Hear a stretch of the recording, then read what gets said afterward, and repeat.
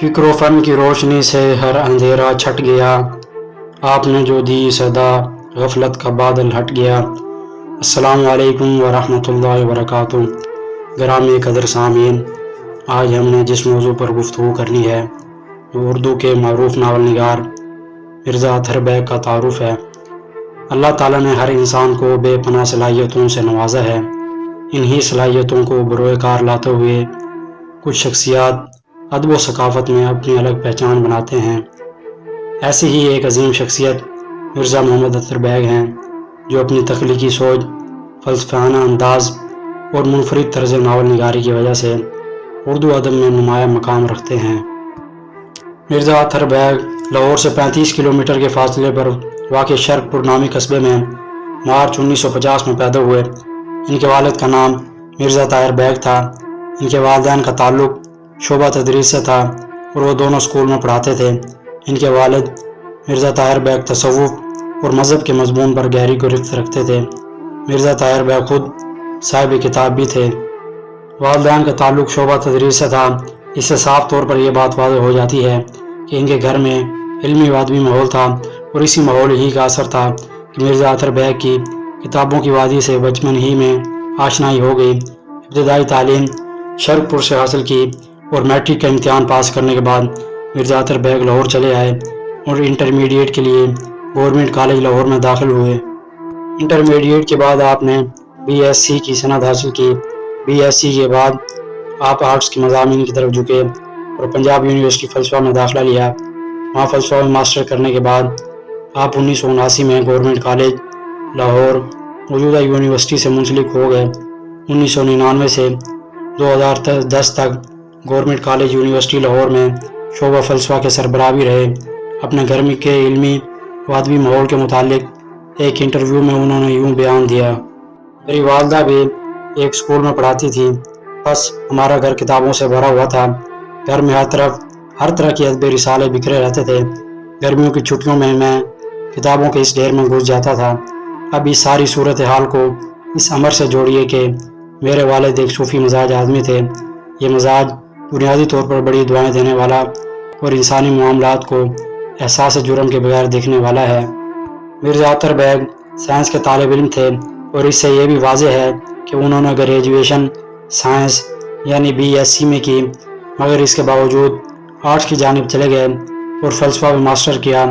ایک انٹرویو میں ان سے سوال کیا گیا کہ آپ سائنس پڑھتے پڑھتے فلسفے کے سنجیدہ طالب علم کیسے بن گئے، تو مرزا اطہر بیگ نے یوں جواب دیا: جب میں نے گورنمنٹ کالج لاہور میں پری انجینئرنگ پڑھنی شروع کی تو مجھے محسوس ہوا کہ میرے ہم جماعت انجینئرنگ سے بہت سطحی انداز سے وابستہ ہیں۔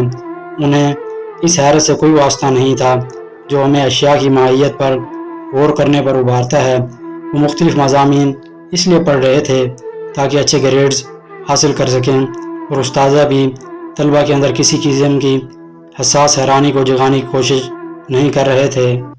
انہی دنوں امریکی فلسفی اور نفسیات دان ولیم جیمز کی کتاب مذہبی تجربے کا تنوع، انسان فطرت کا ایک مطالعہ کسی طرح میرے ہاتھ آ گئی۔ انگریزی زبان میں فلسفیانہ تحریر سے یہ میرا تعارف تھا۔ اس کتاب کے ساتھ ہی میں نصاب کی مجوزہ کتابوں سے دور ہو گیا۔ مرزا اطہر بیگ کو حیرت میں بہت زیادہ دلچسپی ہے، اور وہ اپنی تصانیف میں بھی اس عنصر کا بکثرت استعمال کرتے ہیں۔ اس کے متعلق وہ یوں بیان دیتے ہیں: میں ہمیشہ حیرت میں رہتا ہوں، اور یہ کوئی استعارتی بیان نہیں، یہ حرفاً درست ہے۔ میں ہمیشہ حیرت میں رہتا ہوں، میں نہیں جانتا کہ یہ کیا ہو رہا ہے۔ ارسطو نے کہا تھا کہ فلسفہ حیرت سے شروع ہوتا ہے، اور میرا ماننا ہے کہ یہ ختم بھی حیرت پہ ہوتا ہے۔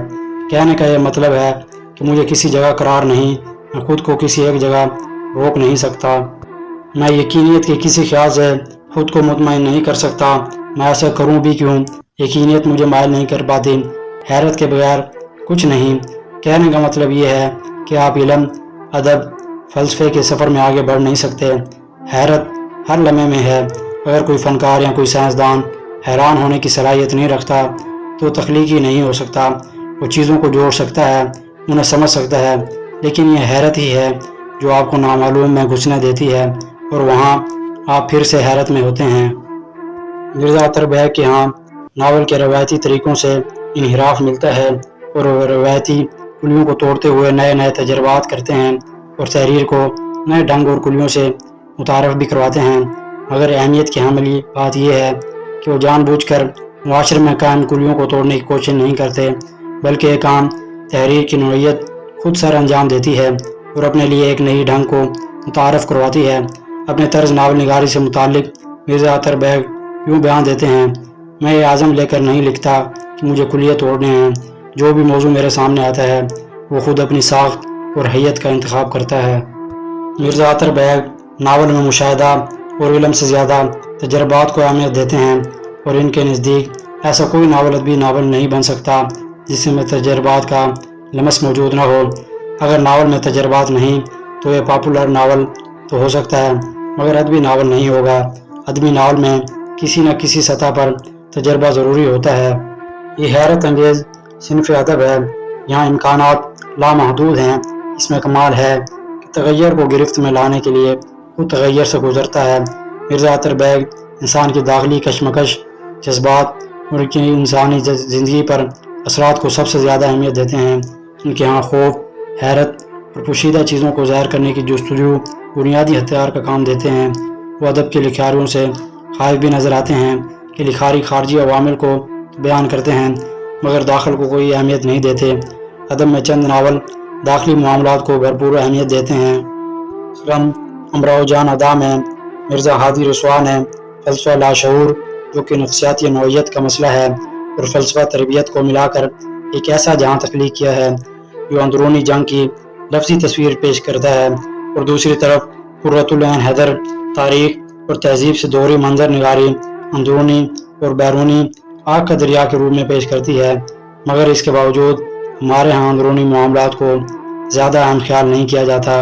اس کے متعلق مرزا اطہر بیگ یوں بیان دیتے ہیں: بیرونی دنیا میں ناول کے میدان میں بہت تجربات ہوئے، مگر ہم اردو ناول کی بات کریں تو میں کہوں گا کہ ہمارے ہاں فوٹوگرافس تو بنائے گئے مگر ایکس ریز نہیں بنائے۔ مرزا اطہر بیگ کی شادی 1970 میں نبیلہ اطہر سے ہوئی۔ ان کے دو بیٹے سارم بیگ اور باسم بیگ ہیں۔ مرزا اطہر بیگ کے پسندیدہ مشاغل موسیقی سننا اور سفر کرنا ہے۔